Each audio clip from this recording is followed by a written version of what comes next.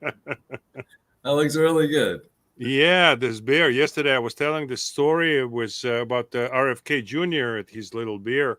If you, I don't know if you missed it, but we are like swamped nowadays with different stories, which all of them are not good for our politicians. Being Doug Emhoff's extramarital affair, and RFK's business was killing a baby cub, like a beer cub, and uh, dumping it in Central Park. Anyway, this may be the most meaningful English language podcast that I ever made. Who is sitting in front of you, my friends? And I think tomorrow you're going to have subtitles ready by Google, so you can translate it into Russian if this is your language of choice for such occasions. But we have Gillan with us. This gentleman is was I learned about him, and we met when they brought Audit NY. Project to New York, in particular to Southern Brooklyn, and we met here and we did a presentation here, and it was so stunning for so many, and included the in these numbers where the team that is doing censorship on YouTube, so they blocked me for 2 weeks after live streaming this event. But nevertheless, Steve, this is the United States of America. We live Landed it in. free. This is where we live in, and we are, by God, are resolute to fix it. I Yes. just shook hands with Hakeem Jeffries for this occasion. People are going to ask me why I did that. And I said, because Kim Chen In was busy. I tried to call him, but nobody picked up the phone. Kim Chen In came to our neighborhood. Oh, Kim Chen, sorry. Hakeem Jeffries. Hakeem Jeffries came to our neighborhood to talk to people, and there was a very interesting setup when people one by one were coming up to him. Would come up to him and ask him questions, and he answered. Nobody knows the subject. I came to him. I was in my cap. I was in my my CVs, so to speak. The rest of me was in my CVs, so I came up to him and I said to him that welcome to the neighborhood. This is the reddest neighborhood in New York, where you came to, and I'm doing every effort. I'm a district leader here, AD 41, and I tell everybody to go vote. I don't know their politics. I hope they're Republicans because this is the reddest area, but I want them to come, and I wanted everybody to come to this meeting. It was not very crowded. And second thing I told him, I said, listen, you got to convey this idea. It may not be original, but you have to let this man fix the toilet. Because our country is a toilet, and this man knows how to fix the toilet. And he built a lot of buildings, and I'm talking about Donald Trump. And it looked like he got the message. I don't know what he's going to do, but this is what politicians do. They remember people's names. I ran against him in 2022, and he remembered me because of this. And I remember him because of this as well. I didn't win, in case someone missed the result, the outcome of the elections in CD '08. Okay, now we need to know what's going on, Steve. Heal us, help, save us, help us. All right. So, like you said, you mentioned that we were I was COO of the New York Citizens Audit. All right. The work that was done there was phenomenal, and you saw it all, and we had all the proof and everything like that. They're still working through their process to bring the lawsuit. They now are USA, United Sovereigns America, and they're working in 9 different states with the same Wow. template from New York that we have with New York Are Citizens. those swing states? Yes, most of them are swing states. Yes, and they're going through it. They have 2 already filed. But anyway, so we were limited. We're 501c3 as New York Citizens Audit, and that really limited what we could do politically. All right, and we had so many people, throughout the state that wanted to get involved deeper into the politics and into other efforts as far as working with candidates and things of that nature. So 3 of us left New York Citizens Audit in January 1st to start Project Civica, which is a 501c4, which then allows us to go out there and do what we're doing now. So, it comes down to this. is that Project Civica is a 501c4, like I said, and our motto is restoring liberty through civic action. All right. We have to get involved. Our founding fathers created a system that put all the power in our hands, not the politicians. We elect representatives and send them to Washington or to Albany to do our bidding, not their own private agenda. You know, people have their own agendas and so forth. Of course. That's not how it works. So Project Civica was formed to teach regular citizens throughout New York State how to take back the state. All right. How do we do that? And that's called civic involvement. So we created a number of initiatives. And our first major initiative that's going on now is called the Common Sense Contract with New York. Now, excuse me, we all understand that politicians tell us they're going to do, you know, everything. Yeah, I'm going to lower your taxes. I'm going to fix your schools. I'm going to do this, do that, do this. But none of them ever do. We also know that Republicans don't come out to vote. And I contend the reason they do not come out to vote is because they don't see the Republican Party really giving them something to come out to vote for. You know, if you look at 20, we had a pretty good turnout of Republicans in 2020, but Trump lost. Then in 2022, we had a pretty decent turnout, and Lee Zeldin lost. Now in 2020, we had 8.1 million voters for the presidential election. For the governor's election, which was extremely important, we only had 5.1 million people. Yeah. So to me and to us at Project Civica, that's 3 million people that made a conscious decision not to come out and vote. So you got to ask yourself why. And the reason is, in our opinion, and we've proven this through polling and so forth, is that they don't have nothing to vote for. The New York is blue. They have total control. They have all three, branches. They got the Senate, they got the House, the Senate, and they got the Assembly, and they got the governor's race, and then you got the city council. It's all blue. So why should Republicans come out? So we created what's called the Common Sense Contract with New York, and it's 7. Yeah, froze. Stevens are still there, Guido. Jeff froze. He'll be back. He'll be back under new circumstances. There we go. But if they want our support and they want Republicans to come out and vote, we have to give them, they have to give us something to vote for. Yeah. So the 7 pledges are items that we went out in focus group. We stood in front of 292 people to determine what are the most important issues facing New Yorkers and why would they come out to vote if a candidate put down in writing that this is what they'll do if you vote for them. So the 7 pledges are, I'm just going to give you the quick, version of each one of them. But the first one deals with immigration. It's to repeal sanctuary state status. Okay. So if we elect a candidate that is, willing to go to Albany and sponsor or co-sponsor a bill to do that, people will probably come out and vote for them. The second one is crime and law and order. All right. We know with the bail laws and everything else, it's ridiculous. So the candidate, if they sign the contract, will pledge to sponsor or co-sponsor a bill to repeal all pro-criminal laws, because that's what's killing us, the no bail laws and so forth. Then the third one we talk about is medical mandates. All right. Well, I shouldn't say that. I'm sorry. Parental rights. We are letting the state decide what we're doing with our children. There's a big initiative that's going on. It's going to be in the back of the ballot this year, and it's called the ERA Amendment. The ERA Amendment, it called it the Equal Rights Amendment. But if you read into it, they will be able to take our children from us. They'll be able to decide if our children want, puberty blockers or want sex change, and not even have to tell the parents.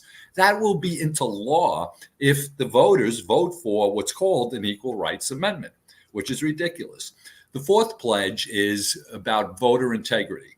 You have 88% of Americans want voter ID. There's a bill up in Albany. It's been there for a year now to pass voter ID, but didn't even get out of the election law committee in the assembly. Also, we need a full audit, as you know from past knowledge that you have with us. Yeah. We need an audit. The voter rolls are an absolute mess. Then the fifth pledge is the budget. All right. $237 billion in this next budget. That's 10 billion more than next year.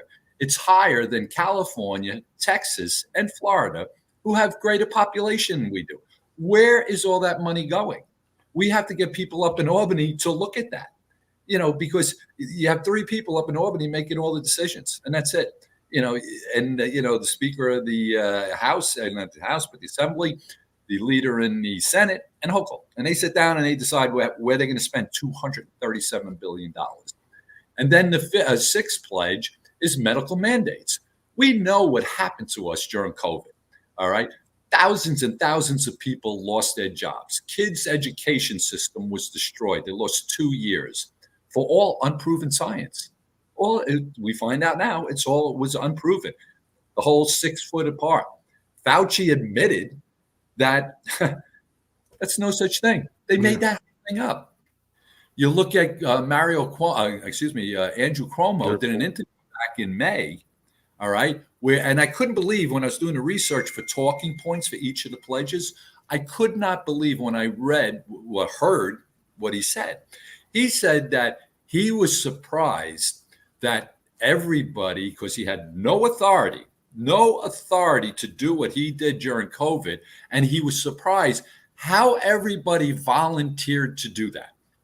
Now, you tell me somebody that volunteered to close their restaurant or keep their kid out of school. Nobody.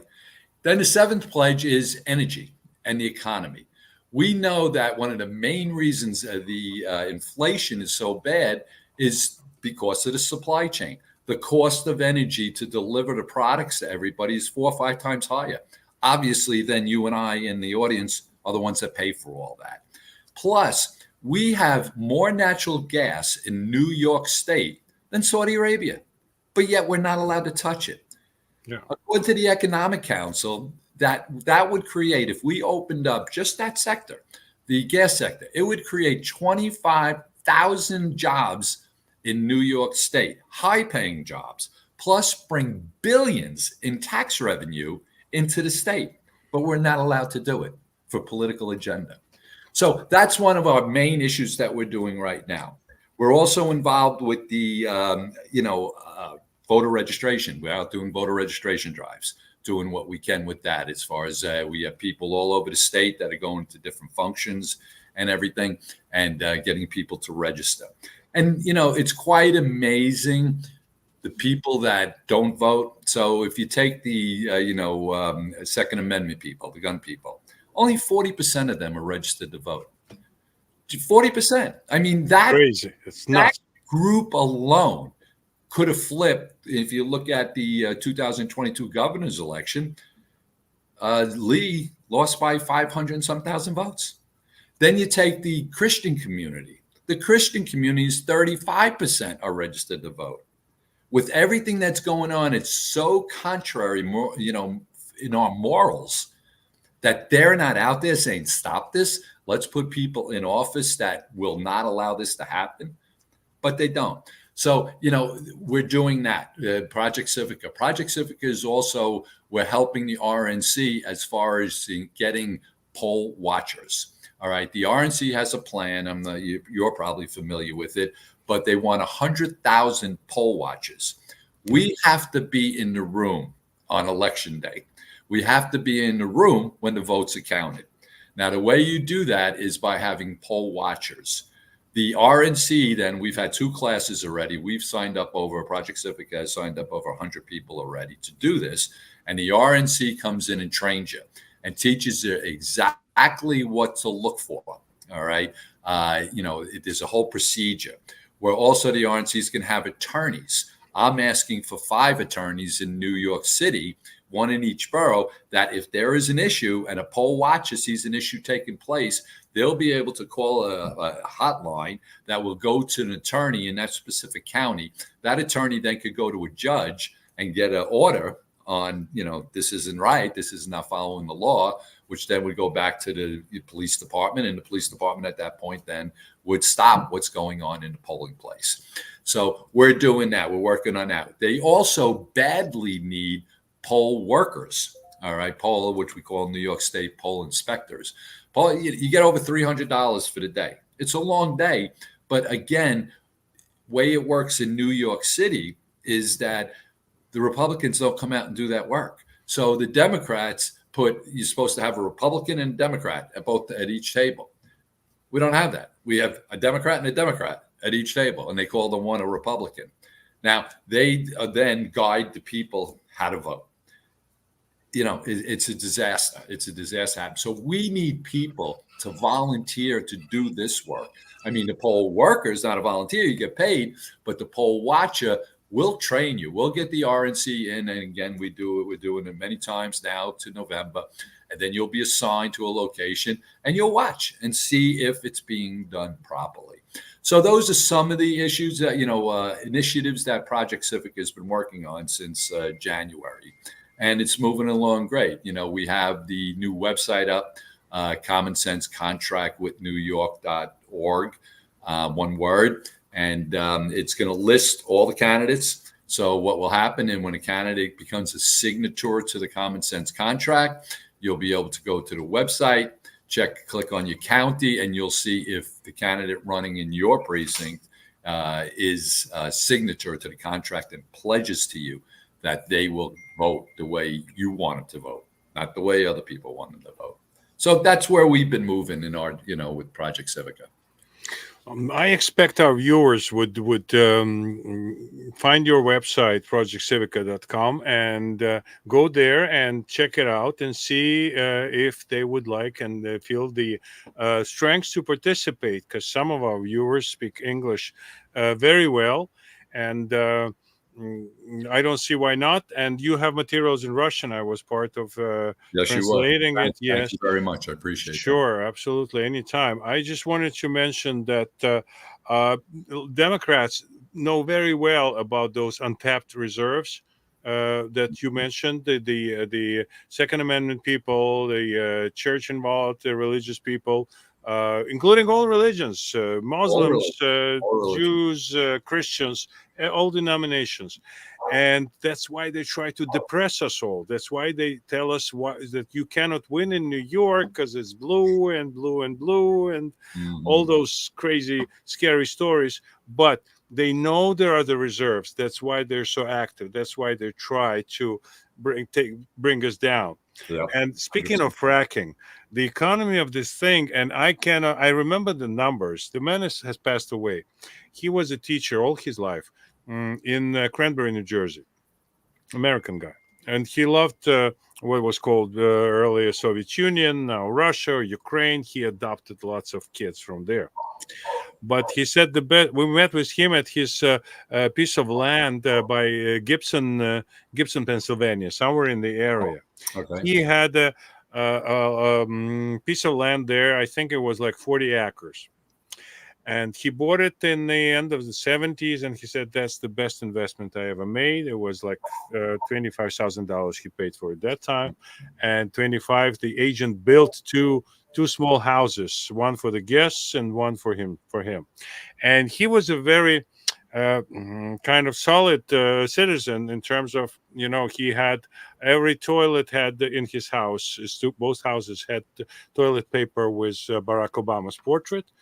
And he set a safe for his guns with about 15, 12 units maybe. So he was so happy that people came who loved to shoot from New York. We have no luxury of having this. And he had two ranges on his land, which 25 meters and 50 meters. And we had so much fun. My wife and I, she was shooting for the first time ever. And I used to be in the shooting sport when I was a schoolboy. Oh, okay. But he told me the story about the fracking in the area. And he said one day, it's like 4 people knock on his door, all suits and the shirts and everything. And he said to himself that so they found out about the toilet paper.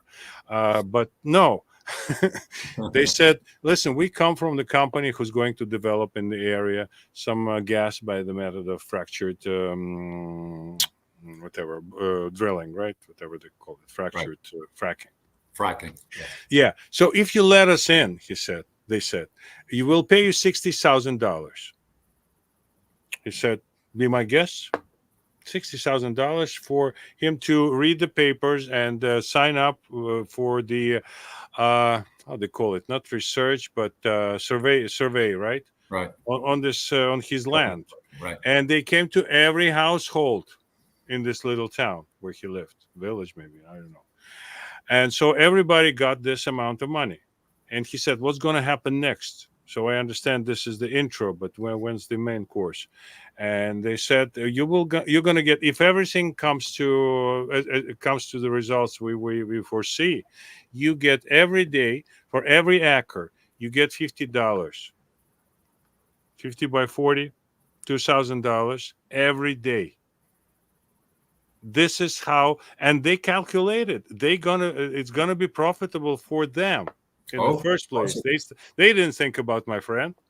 No. They think about themselves. Mm-hmm. So even with this, $2,000 a day, whoever tells you you're gonna make $2,000 a day, Nobody. For doing nothing.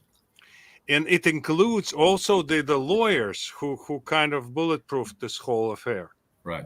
If somebody says you can burn this water in the area and the water going to burn and everything will turn to poison, they bulletproof everything and they said, no, it's not going to happen. They researched, they counted everything. They figured out the cost of the pipes and the transportation and the crews and everything. $2,000 a day for a person. So is there a better propaganda to allow fracking in some parts of New York who are willing to take the risk? Well, you're talking about that same reserve goes into Pennsylvania. So Pennsylvania's sitting there pulling out our natural gas from under our land. And our people that are similar to your friend that put this whole thing together don't get the benefit. The state does not get the tax benefit. We don't create the jobs that come along with it. And it's all because of environmental reasons. Now, fracking is one of the safest form of energy production there is. Now, you're talking how many years ago you're talking about your friend at $2,000 a day? He passed away since, I think. I don't know. It was Obama years. So Obama years. So you were talking maybe 10 years, right? 10 years. Look at the price of natural gas 10 years ago and look at it now. So that $2,000 a day is probably $6,000 a day. Plus the technology that is in place today is so much safer than 10 years ago. So to deny New Yorkers the ability to use the natural God-given resources that we have under our feet for political reasons is ridiculous. We got to vote our right to try. Like Donald Trump's, remember? Right? Try. Let's try. We'll stop. If it's not working, we're going to stop. But let us try to be independent and not give the money to Russia and whoever else is ahead of us. It makes no sense to do that. And there's so many areas, there's so many things that are happening in Albany that the average person is not aware of. Legislation that's in place, like I talked about, the ERA amendment. Okay, there's also talk in there about what are they calling them? Not quarantine camps. Okay, which went through the court system, and it's actually legal for Hochul, according to the New York State courts. It's legal for Hochul to do that, even though the Assembly and the Senate refused it. Now, we also have issues as far as mail-in ballots, that in the 2022 elections, there was a referendum on the back saying, voting on having mail-in ballots to everybody, all voters in New York State. New York State voters turned it down overwhelmingly. So what they do? They went through the legislature and they changed it, and they're doing it anyway. I mean, so we do not get involved in our politics, and we assume that the politicians that are in place are doing the right thing for us. By no means are they. They're doing it for their own benefit or for their political agenda. And we all know that, we did the focus groups. And like I said, we did 292 people we stood in front of and read each of the 7 pledges. The lowest score I got was 97% in agreement that these items, these issues have to be addressed immediately. And the only way we could do it is by voting for senators and assemblymen within the state. And, and we're only short 11 seats to flip the Senate. So it is possible, strongly possible, that we could flip the Senate, which would make a complete difference. Because as you know, right now, the assembly has a supermajority. So they don't even have to invite the Republicans to a committee meeting. They don't even have to have a committee meeting because there's no opposition up there.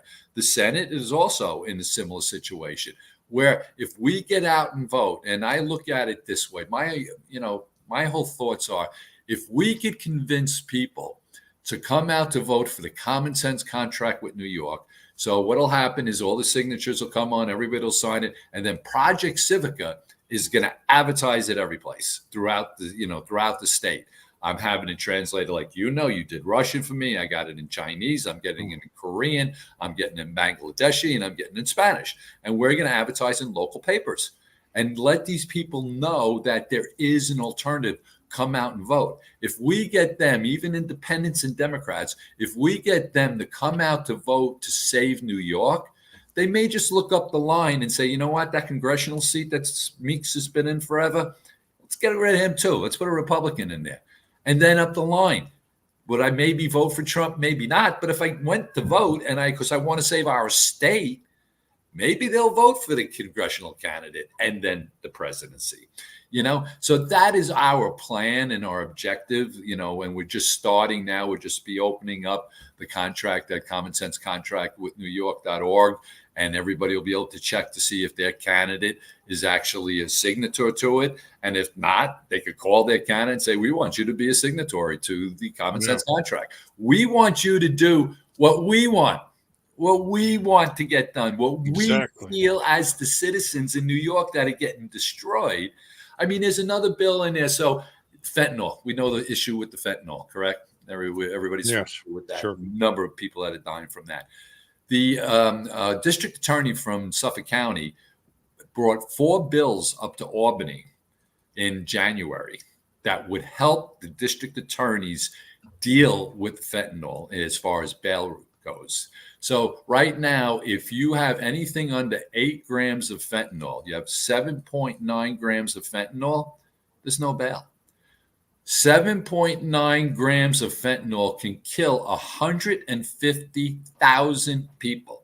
That's the district attorney's own numbers. But yet they cannot hold, when they make an arrest here in Suffolk County of somebody with like 5 grams of fentanyl, they arrest them. There's no bail. And they don't come to court, and they're gone. So they're out selling fentanyl somewhere else, and they're not coming back in. These are the type of laws that the Democrats have allowed to take place in New York. And we don't even have to go where Bragg is, where your wonderful district attorney in the city of New York, It's all terrible, but it's our fault. Because like I said in the beginning, our founding fathers put all the power in our hands. But when you only get 21% of people come out to vote for the mayor of New York, and when we have in the 5th congressional district back in the spring and in the fall last year, and only 27% came out to vote, to me, even though there's a larger majority of registered Democrats to Republicans, those numbers tell me that people just aren't interested because they don't trust politicians. They just don't trust them, Democrats and Republicans. So you know what? The common sense contract with New York, we're telling you exactly what we want you to do if you vote for me. And we're hoping that that will motivate people. Plus, the president's willing to come in and spend money in New York. President Trump's willing to come in and he thinks it's in play. I think it's in play, definitely.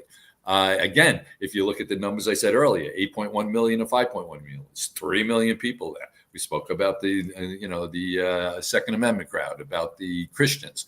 We have to get to these people. We have to get to all the ethnic minorities in the city. And if we get 35% of the vote in New York City, Trump will win New York City. That's what we need, 35%.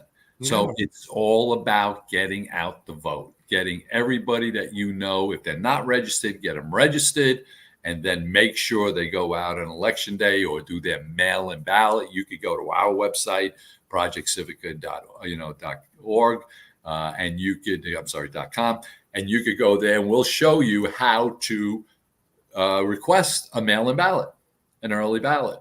So if you can't come out and vote, do that. Go to our site and you can get it mailed to you. And then this way, your vote counts because we need every single vote come November.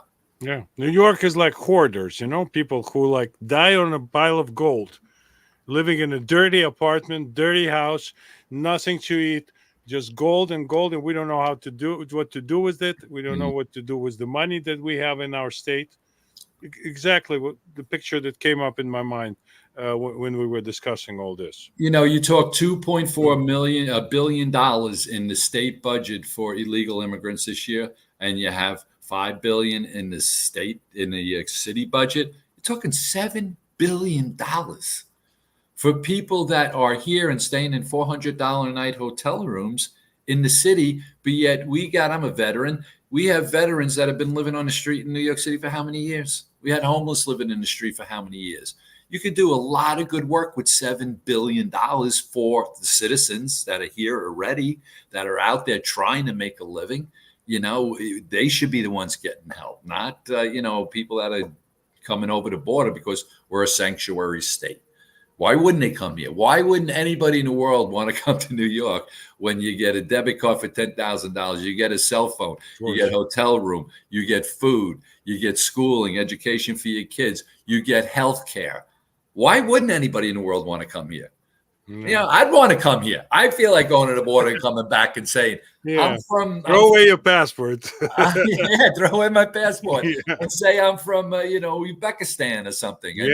We'll go together. We announced we're a couple and we'll get all the and not have to go out and all the beautiful things like we work every day.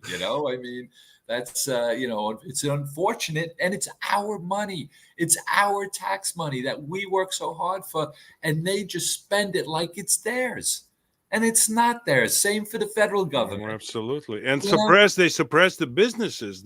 Businesses are fleeing New York. Tax base is fleeing New York, and we had Democrats coming to our Republican gatherings, and they sought the support of Republicans because they're both parties. You know how it is in New York. You got a couple. You can run from both parties. Brooklyn, so a few people came over, and I asked them, "What? So we're going to vote for you? Okay, we're Republicans. We know we have no candidates that would rival you, and they have no money. I don't know where these people come from. I never heard about them, but they're candidates running this year. But what do you think? How are you going to fix the situation? And they say it cannot be fixed. The tax-based situation, people are running away. Forget about it. We're done. 100. And what's the reason of us sitting there and eating beautiful arugula from Midwood and drinking tea from beautiful teacups? No reason to gather. Right. So grab your common sense and grab your legs, feet, buy yourself a new pair of shoes and do the footwork, leg work, whatever you may call it, print your literature and talk to people. And I did it in 2022, and I got the highest percentage of Republicans to vote for me. Yeah, I know. Without money, without any financial support from everybody. Only my viewers on the channel. I went through your numbers. I went through every race in New York State, and that's how I, targeted specific races, is because I saw what happened. And, it was a number that amazed me was I would look at in 22, the number of people that voted in the governor's race, how many people did not vote down line, did not vote they left it blank for a state senator, a state assembly person. I mean, because they don't trust them. They don't know them. So again, one of the great things about the common sense contract with New York, which I try to portray to the party and to, the RNC and everybody else, is that people you may not be aware of this. In 1994, Newt Gingrich was Contract with America. minority with the contract with America. He flipped 54 seats in the House of Representatives. It was the first time the Republicans held the House of Representatives in 40 years, saying they got 9 seats in the Senate and had a supermajority in the Senate. Now, how did that happen? The reason was because the contract with America gave people a specific reason to vote for the Republican candidate. They didn't know his name. They didn't know who the guy was. He had no name recognition or anything of that nature, but people came out to vote with the contract. And that's our same strategy that we're using here with the common sense contract with New York. And, we have met with a very important person in the United States the other day, speaking with them. He helped write the common sense, the contract with America. And he looked at my common sense contract and he was like, you are right on the money with this. This could change New York. The whole thing is we need people to, if check with their candidate and see if their candidate is signing on to the contract. And if they're not signing on to the contract, ask them why. Because we know based on the focus groups that 97% of all recipients want the items in the contract with New York. And that was, yes, it was a little, weighted towards Republicans. It was 70% Republicans, but it was 30% also independent Democrats and non-affiliated voters. Those are the people that we got to get in New York. So, Brooklyn is huge. It's no question that Brooklyn is huge for the whole kit and caboodle for New York State. Wish we had more candidates running, and me and you've had that conversation. What happens with that? But so that's where we are. We feel strongly that if we get enough support for the common sense contract, and we really make a buzz coming on shows like yours and podcasts and letting people know that it's out there, and you want your candidate to run under the common sense contract, and it's nothing to them. It's not costing the candidate anything. Yeah. He's just pledging to you that he will do this. Yeah. Steve, I thank you so very much for coming. And I was thinking about this topic for our next meeting when we're going to have it pretty soon. I would offer, and that should be how you go about organizing, like what you've done with audit and why. What was the origin of it, and what's the origin of Project Civica, and what are the roots of it, and the difference between republicanism and democracy, which is very important for us nowadays. And also, of course, we got to talk about voter ID. And this is something that some states are already instituted. Sure they are. Yep. So thank you so very much. And friends, if you, let me say a few words in Russian. Если вы хотите поделиться тем, о чем мы сейчас говорили здесь, пожалуйста, возьмите вот этот адрес и передайте его своим друзьям англоговорящим. Пусть они подпишутся и рассудят. И если вы хотите попробовать свой английский, don't laugh. It's very good Russian. I would know it anyway. Yeah. It was good or bad. Okay? I learned you. I'm assuming you know it well. Okay. Да, друзья, так что вы вникайте в это дело. Если будут какие-то вопросы, задавайте их мне, и я их передам. И в следующий раз мы можем даже ответить на ваши вопросы. Я их переведу для нашего разговора со Стивом. I just said that if they have questions, I will translate the questions next time we meet. And so you would answer to your best knowledge what people are concerned with and what questions do they have. Всем огромное спасибо, кто смотрел. Друзья, Steve, thank you so very much. It was a great presentation that you did. And I envy your passion, your energy, and keep them going. We could do this. Yuri. New York is in play. New York is in play. And we'll do it, right? We'll get it done. Yes. Count on me, friend. Thank you very much. Guys, 9 часов, следующая встреча. 9 o'clock, next program. All best.